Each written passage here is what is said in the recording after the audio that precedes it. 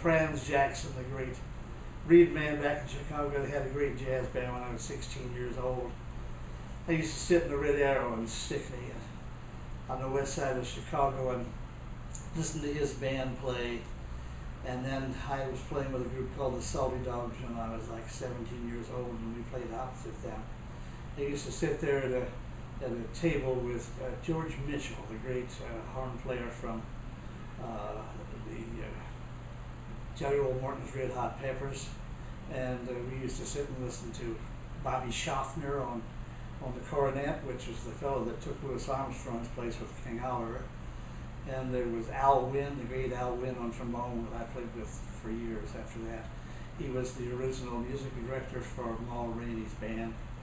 And there was Al Claxton on piano, Bill Olam on tuba, and Lawrence Dixon on banjo, tenor banjo, and then a fellow that, back then I was also playing drums and various other instruments.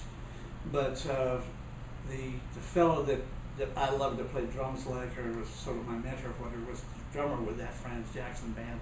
His name was Richard Curry. And he used to have just a bass drum, a snare drum, and a little Christ cymbal here, and a little Chinese cymbal over on his bass drum.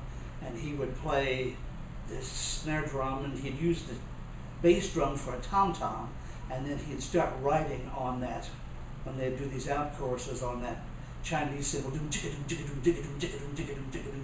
that's what I just loved to do on drums, whatever.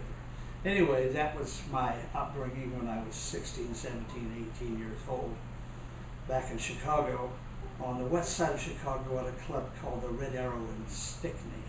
Franz Jackson's great jazz band out there. You can find some record albums here and there, and I think Franz's daughter has a thing up on a site up on the web. Anyway, that was a tune of his called South Side, about the south side of Chicago. Franz Jackson's South Side.